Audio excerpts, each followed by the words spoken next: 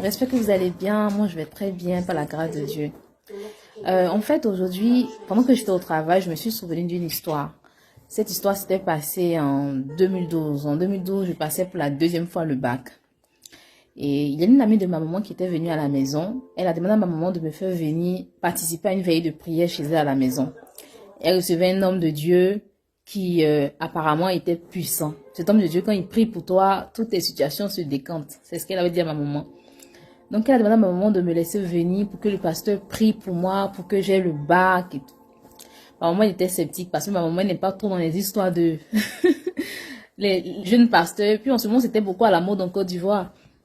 Les missions, là, les œuvres missions des pasteurs qui se levaient un bon matin, ils disent que ils prient pour toi et automatiquement tu as le visa. Donc, ma maman, elle n'était pas trop pour, mais bon, pour ne pas frustrer sa copine, elle m'a laissé partir. J'arrive à la veillée, je vois un jeune pasteur là, mignon, il priait. Quelle bonne prière même. En tout cas, dans toutes ces prédications là, c'était, je vois Nadège, tu vas voyager. Oh, il y a une fille qui s'appelle Clémentine, tu vas te marier un blanc. En tout cas, c'était l'évangile de la prospérité. Attention, je ne suis pas contre l'évangile de la prospérité, puisque la prospérité vient du Seigneur Jésus-Christ. Le diable ne donne rien de bon. Tout ce qui est bon vient de Jésus-Christ. Mais je suis pour le fait que quand tu dis à un chrétien qu'il va voyager, ou bien qu'il va se marier, qu'il sera riche, il faut aussi lui dire que tout ça, ça s'accomplisse. Il faudrait qu'il marche dans les pas du Seigneur. Bon, en ce moment, je n'étais pas encore convertie. Donc, j'arrive, le pasteur, il donne des prophéties, ça tombe, ça pleure, ça fait des offrandes. Moi, j'étais assise dans mon coin là. Et tout d'un coup, le pasteur, il se lève, il dit comme ça que il y a une fille ici là. Elle est sortie avec un homme. Un homme, et je me rappelle, il fait comme ça. Il y a une fille ici là, elle est sortie avec un homme. Cet homme là, quand il a couché avec elle, il a volé sa chance. C'est ce qui fait que tout est bloqué. Elle passe son examen, ça marche pas. Est-ce qu'elle a son examen même? En tout cas, il a dit, cette fille-là, tout est bloqué dans sa vie parce que ce monsieur-là, il a couché avec elle. Ce monsieur-là, ça doit être un blanc ou un arabe. Il a dit un truc comme ça. Il a dit, ma soeur, viens, je vais prier pour toi. Viens, je vais prier pour toi, sinon tu n'auras pas ton examen. Sinon, toute ta vie sera bloquée. Le monsieur, il a volé toute ta chance. Viens, je vais prier pour toi. J'avais peur comme ça. Mais je ne pouvais pas me déplacer aussi pour aller qui prie pour moi. Vu que la tante en question, c'est la camarade de ma maman. Et ma maman ne sait pas que sa fille Grâce mène une vie de débauche. Il y avait aussi les gens du quartier, les tontons, les tantis. Il y avait beaucoup de personnes. Donc vous imaginez si je partais là-bas, le lendemain de mon nom, au quartier on a dit que, ah donc c'est là, elles sont avec les Libanais, elles sont avec les Blancs. Donc, je ne suis pas partie.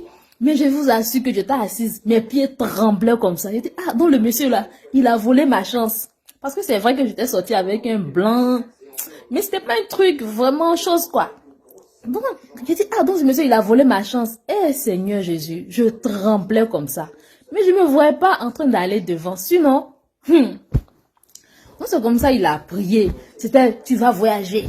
C'était, Dieu dit qu'il faut faire une offrande. Sinon, ta maman qui est au village là, elle va te tuer. Et tu vois beaucoup de personnes. Non, vraiment, quand tu es ignorant là, c'est pas bon. Hein. C'est pas bon. Je me souviens que il y avait des mamans, des papas. Quand ce monsieur il disait par exemple, je vois ta maman au village. Là, elle dit que tu vas mourir dans 2 mois. Viens faire une offrande, sinon tu vas mourir. Je dis, tu vois des papas comme ça qui venaient, qui tombaient au pied du jeune là comme ça, pour faire des offrandes. J'ai assisté à ce spectacle là jusqu'à, il était peut-être autour de 6 heures, je rentrais à la maison. Et Dieu merci pour moi, rentrer à la maison, j'ai rencontré le fameux pasteur. Il était à la compagnie de maman. Je le rencontre à 6 heures du matin là, puis je dis, bonjour pasteur, on me voit, je tremblais comme ça, j'ai vu mon petit Dieu. Je dis, bonjour pasteur. En fait, tout à l'heure, pendant la veille, vous avez donné une prophétie qu'il y a une fille qui est sortie avec un blanc ou un arabe là. Pasteur, c'est moi. Mais j'avais honte de me lever. Si je me levais, la tante là, c'est la camarade de ma maman. Elle allait dire à ma maman que je suis sortie avec un blanc. Maman allait me tuer. Et Jésus. Non, c'est ce que j'ai dit au pasteur. Et puis il me dit, ok, donne-moi ton numéro. J'ai trouvé ça bizarre. Parce que normalement, c'est moi qui suis dans le besoin. Non? C'est moi qui dois te demander ton numéro. Oui, je dois prendre un rendez-vous. Mais c'est lui qui me dit, donne-moi ton numéro. Je lui donne mon numéro. J'arrive à la maison, ça fait même pas 30 minutes, mon téléphone sonne. Aïe. Allô? Oui, c'est moi le pasteur. C'est moi le pasteur. Je dirai pas son nom parce que actuellement là, c'est une star sur les réseaux sociaux. C'est une star sur les réseaux sociaux. Vous voyez combien de personnes qui le suivent. Attends, j'explique. Donc, je donne mon numéro. Il m'appelle. C'est moi le pasteur. Tant. Ok. Tu peux venir dans l'après-midi. On va prier parce que ton cas est très grave. Il faut que tu viennes dans l'après-midi. On va prier. Ton cas est très grave. Ok. En ce moment, je gère le bac. Et pendant que je faisais le bac, j'avais l'argent. Quand j'étais dans le monde, j'avais l'argent. Je payais le bac, ça marchait pas. La première fois que j'avais payé, ça n'avait pas marché. Mais je voulais avoir le bac pour faire plaisir à ma maman. Bon, bref, je vais pas rentrer dans les détails de mon témoignage. J'ai écrit un livre qui sortira très, très bientôt. Donc, restez connectés. Donc, voilà le pasteur qui m'appelle. Il me dit, il faut que tu viennes dans l'après-midi, on va prier pour toi.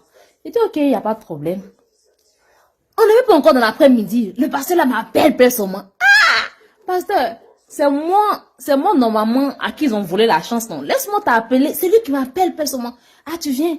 Ah, ok, je t'attends. Oui, pasteur, je vais venir. Il faisait que m'appeler. L'après-midi, je suis partie. On a discuté. Il m'a dit, parle-moi de toi. Je lui parle. Je lui explique. Il me dit, ok. Non. Avant même de me dire, dans l'après-midi, oh, pourquoi j'oublie même. Donc, quand je suis arrivée, il a dit, ok, on va prier avant de commencer. C'est tout à fait normal. Il me dit, mets-toi à genoux. Je me mets à genoux et je me mets à prier pour confier le moment au Seigneur. Et pendant que je suis en train de prier, je sens une voix me dire, regarde derrière toi. Regarde derrière toi. Je regarde derrière moi et je surprends le pasteur en train de me regarder. En train de regarder mes formes. Vous voyez? Je me rappelle, j'avais porté un pantalon plaqué là. Donc, je le surprends en train de me regarder comme ça. Il fait des trucs comme ça. Et il s'en rendait même pas compte. Donc, j'ai dit, Amen. Quand il dit Amen, ils font, ah, Amen. J'ai trouvé ça bizarre. J'ai dit, ok, il y a pas de problème. Vous les évangéliques, là, vous voyez trop le diable partout. Donc, le pasteur vient. Il ouvre sa Bible. Il me montre un passage dans Osée. Il me dit, lis à haute voix. Je me mets à lire. Je finis de lire. Il me dit, qu'est-ce que tu as compris?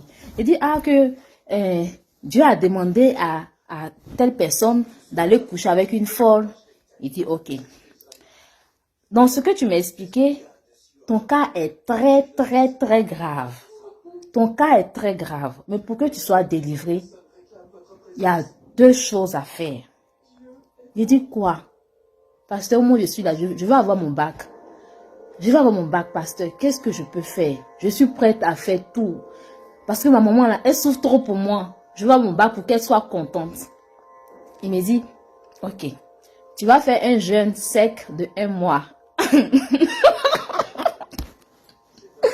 Il dit, tu vas faire un jeûne sec de 1 mois. Il dit, c'est-à-dire un jeûne sec de 1 mois. Parce que moi, je connais les jeûnes. Nous, à l'église, on nous a appris à faire les jeûnes. Vous montez, le soir, vous descendez, vous coupez le jeûne. Il me dit, pendant 1 mois, je ne dois pas manger. Est-ce que vous comprenez un peu? Pendant 1 mois, c'est-à-dire que, genre, moi, je suis la nièce de Moïse, quoi.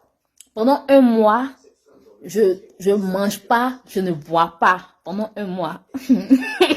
Et Jésus. J'ai dit, ah, ok. Et c'est quoi la deuxième proposition? Il me dit la deuxième proposition. Ah, comme il va argumenter ça, la deuxième proposition, hein, il dit, bon, tu as clairement vu dans la Bible que Dieu a demandé à cet homme-là d'aller coucher avec une folle. Il dit, ok, en ce moment, je ne connaissais pas trop la Bible. Vu que je partais à l'église, je connaissais l'histoire qu'on nous racontait à l'école du dimanche. Bon, je ne connaissais pas trop la Bible. Donc, il me dit, tu as vu que Dieu a demandé à cet homme-là d'aller coucher avec cette folle-là. Je ne sais pas si c'était une folle, je ne sais plus trop. Et il a fait. Donc, pour que tu sois délivré, pour que tu puisses reprendre ta chance que ce monsieur-là a volé là, moi, je dois coucher avec toi. Je dois coucher avec toi. J'ai dit, mais, qu'elle a dit que je dois coucher avec toi? Bon, ah. J'ai dit, quoi, pasteur, vous? Il dit, oui, moi, je dois coucher avec toi. Comme moi, je suis un homme de Dieu, si je couche avec toi, la sémence, et c'est comme ça qu'ils aiment parler, les menteurs là. Il dit, la sémence que Dieu a mis en moi, quand je vais coucher avec toi, cette sémence-là va tuer la mauvaise sémence que ce monsieur-là a mis en toi. Ah, pasteur. Il dit, oui. Il dit, ah, pasteur, il n'y a pas une troisième proposition. Il dit, non, que c'est tout ce que tu peux faire. Il dit là, pendant que je parle, l'Esprit de Dieu, oui, si vous les voyez, non, c'est comme si ils aiment parler. Pendant que je te parle, l'Esprit de Dieu me dit que... Non, mais ces gens-là, il me dit, pendant que je te parle, l'Esprit de Dieu me dit que cette année-là, si tu n'as pas tout fait pour avoir ton bac, c'est fichu pour toi. Tu ne vas plus réussir dans ta vie parce que le monsieur-là, il a volé ta bénédiction. Ce monsieur-là, il a brisé ta vie. Donc, tu fais le jeûne de 1 mois où moi, je couche avec toi. Et puis, je lui ai dit, j'étais là comme ça. Il a dit, ah, pasteur, en tout cas, franchement, moi, je ne peux pas faire le jeûne de 1 mois. Le jeûne sec de 1 mois. Si vous voulez, je peux faire le jeûne où je vais descendre les soirs. Mais le jeûne sans manger pendant 1 mois, franchement, je ne peux pas le faire. Mais, est-ce que c'est possible que je couche avec une autre personne? C'est-à-dire mon copain avec qui je suis, est-ce que c'est possible que je couche avec lui et que j'arrête de coucher avec les autres, mais lui, je couche avec lui pour chasser cette malédiction-là, comme mon copain, lui, il est bien. Il dit, non, non, non, ton copain, c'est pas un pasteur. Moi, je suis un pasteur, donc c'est moi qui suis capable de te délivrer. C'est moi, après avoir couché avec toi, là, c'est moi qui suis capable de te délivrer. Et je lui ai dit, en tout cas, franchement, je ne peux pas accepter. Il me dit que, ah, tu ne peux pas accepter, donc tu ne veux pas avoir le bac. Tu ne veux pas réussir dans ta vie, tu veux que ta vie là soit gâchée. Je vois qu'il a comme ça trop insisté. Il a dit, oui, pasteur, en tout cas, je suis désolée. Mais si le bac, je dois faire ça 1000 fois là. Je vais faire le bac 1000 fois, mais je ne veux pas coucher avec vous. Que moi, je vais à l'église. On nous a jamais dit que pour qu'une personne soit délivrée, il faut forcément coucher avec cette personne. Peut-être dans l'Ancien Testament, ça existait.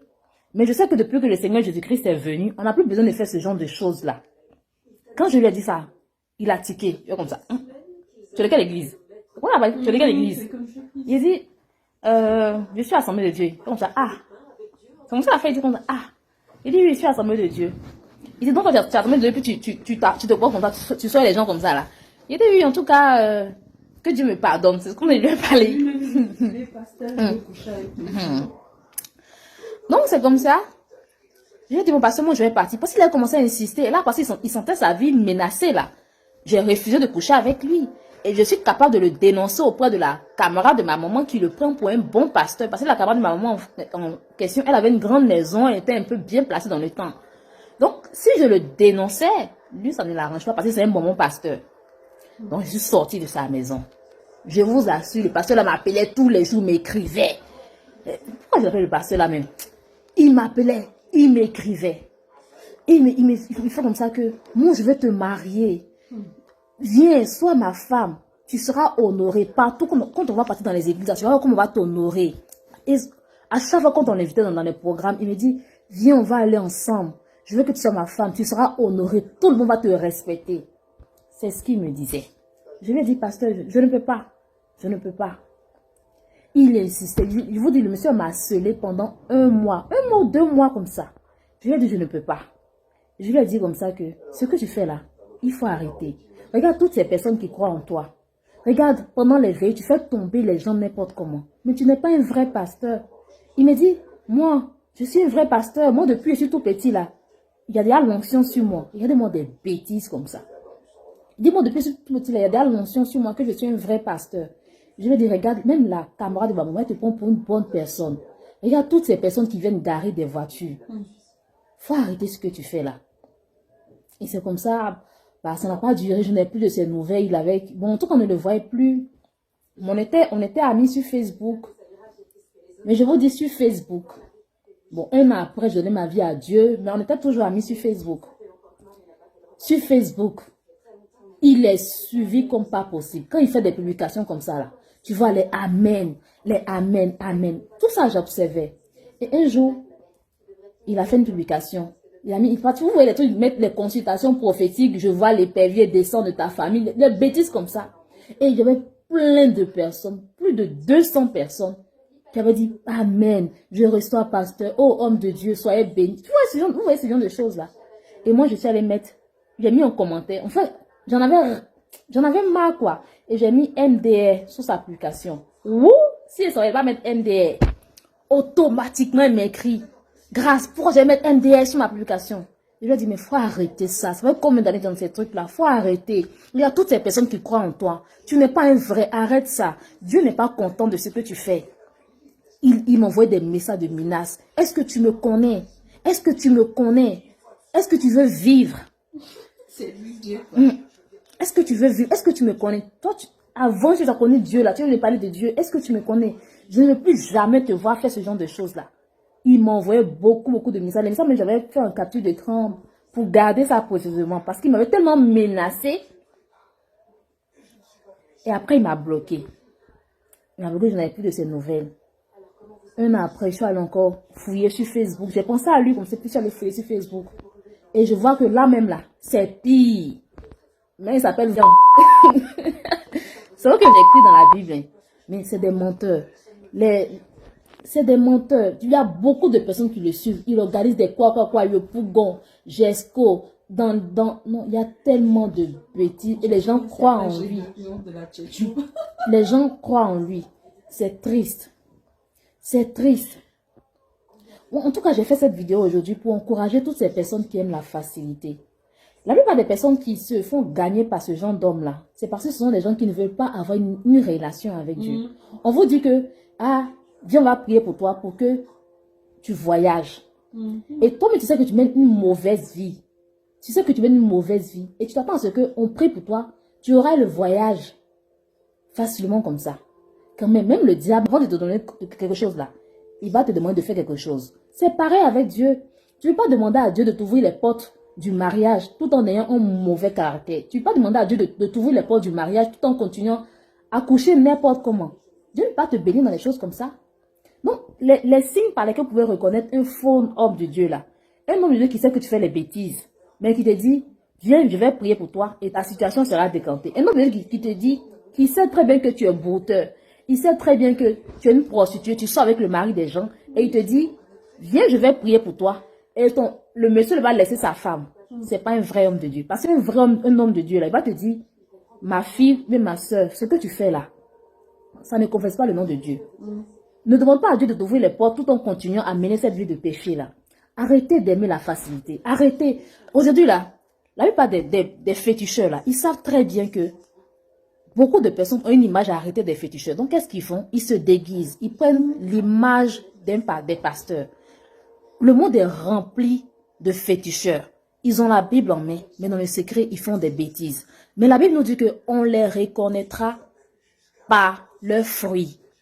Mais comment vous pouvez reconnaître un vrai homme de Dieu si vous ne méditez pas la Bible? Si vous ne méditez pas la Bible, vous ne pouvez pas reconnaître un vrai. Donc, cherchez à méditer la Bible. C'est vrai, aujourd'hui, Dieu nous fait la grâce d'avoir les réseaux sociaux. Mais ne soyez pas cloîtrés seulement sur les réseaux sociaux. Il y a de grands hommes de Dieu. C'est bien beau tout ce qu'ils nous enseignent. Mais vous-même, dans le secret, ouvrez votre Bible. Méditez la Bible. Même un chapitre par jour. Un chapitre par jour peut vous faire grandir. Ça veut dire que vous n'aurez pas forcément besoin qu'un homme de Dieu vienne prier pour vous, pour que vous ayez le visa. Moi, où je suis là, même si je n'ai pas voyagé, je n'ai pas quitté la Côte d'Ivoire. C'est quel homme de Dieu qui m'a dit que, viens, je vais prier pour toi pour que les portes du voyage s'ouvrent. Et moi, ma vie, je vais trembler. Non, je ne vais pas trembler. Même si j'étais au pays, et puis un homme de Dieu me disait que, viens, je vais prier pour toi pour que tu voyages là. Je vais le prendre pour un faux. Parce que je sais que le voyage fait partie des promesses de Dieu pour moi. La Bible dit que la terre appartient aux enfants de Dieu. Un homme de Dieu me dit que, viens, je vais prier pour toi pour que tu te maries. Et je vais trembler. Je ne vais pas trembler parce que la Bible dit que nous sommes tous appelés à avoir une postérité. Dieu ne peut pas me dire que moi je suis appelé à avoir une postérité s'il ne permet pas que je me marie. Donc les filles, surtout les filles, vous faites beaucoup gagner. Je vous dis que ce sont de Dieu là. Vous voyez les voitures, tu vois les voitures qui venaient garer. Tu vois des belles femmes comme ça. Je me demande s'ils ne couchaient pas avec ces femmes-là. Méditez la Bible. Arrêtez de suivre tous ces bonbons pasteurs-là. Vous-même dans le secret, cherchez à connaître le Seigneur Jésus-Christ. Méditez la Bible. Même si vous prenez même ne serait-ce que 2 minutes par jour pour accorder à Jésus, vous allez grandir. Vous-même, vous allez enseigner les faux hommes de Dieu là. Donc, bye bye. C'était juste une petite vidéo. Même vous savez que moi, je ne sais pas faire les petites vidéos. Je ne sais pas parler. Que le Seigneur vous bénisse. Bonne soirée. Bye bye.